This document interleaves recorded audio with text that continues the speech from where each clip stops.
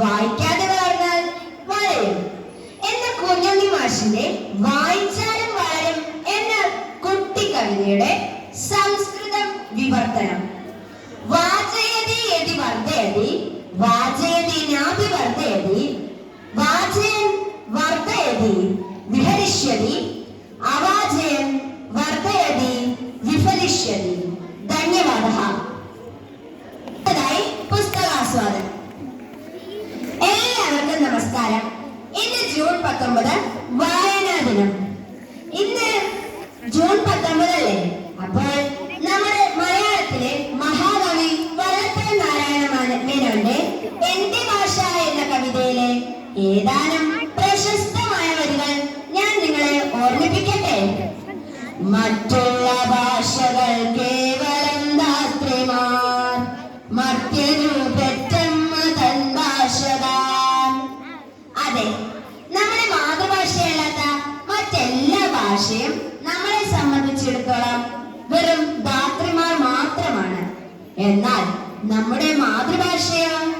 അതെ, അത് നമ്മുടെ സ്വന്തം മാതാവിനെ പോലെയാണ്. കൂടാതെ നമ്മൾ കുട്ടികളുടെ മാനസികവും ഭൗതികവുമായ വികാസത്തിന് ഏറ്റവും അനുയോജ്യമായ ഘടകമാണ് വായന. കൂടാതെ ഈ വായനാ ദിനത്തിൽ അവസാനിക്കുന്ന ഒന്നല്ല വായന, അത് നമ്മുടെ ജീവിതകാലം മുഴുവൻ നമ്മൾ കൂടെ കൂട്ടിക്കൊണ്ടുപോകണം. അപ്പോൾ ഈ വായനാ ദിനത്തിൽ ഞാൻ നിങ്ങൾക്ക് വേണ്ടി ഒരു പുസ്തകം പരിചയപ്പെടുത്തട്ടെ. അതാണ് എന്റെ കയ്യിലിരിക്കുന്നത്. ഇതിന്റെ പേര് കാലനുഭവങ്ങൾ, ജിം കോർബറ്റ് എന്നാണ്. ഈ പുസ്തകം എനിക്ക് ഒരു സമ്മാനമായി ലഭിച്ചതാണ്. അപ്പോൾ ഈ പുസ്തകം ആരാണ് എഴുതിയിരിക്കുന്നത്? അതെ, ഇത് എഴുതിയിരിക്കുന്നത് TPK പൊതുവാൾ ആണ്. നമ്മൾ കഴിഞ്ഞ ദിവസം പരിസ്ഥിതി ദിനം കഴിഞ്ഞപ്പോൾ പഠിച്ചിരുന്നില്ലേ ക്വിസ് മത്സരത്തിന് വേണ്ടി? എന്താണ് ആ ചോദ്യം എന്ന് ഞാൻ പറയാം. ഇന്ത്യയിലെ ആദ്യത്തെ വന്യജീവി സങ്കേതം ഏതാണെന്ന്? അതെ, അതിന്റെ ഉത്തരം ജിം കോർബറ്റ് നാഷണൽ പാർക്കാണ്. അതേ ജിം കോർബറ്റ് ആണ് ഇതിലെ ജിം കോർബറ്റ് നാഷണൽ പാർക്കും. അപ്പോൾ ഇവിടുത്തെ അനുഭവങ്ങളാണ് ആ വനത്തിലെ അനുഭവങ്ങളാണ് ഈ പുസ്തകത്തിലുള്ളത്.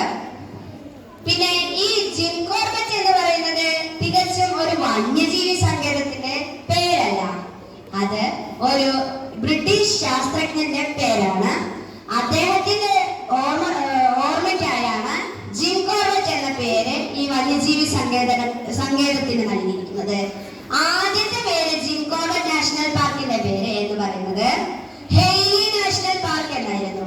പിന്നീടാണ് അദ്ദേഹത്തിനോടുള്ള ആദരസൂചകമായി പേര് മാറ്റിയത്. അപ്പോൾ ആരാണ് ഈ ജിം കോർബറ്റ് എന്ന് പറയുന്നത്?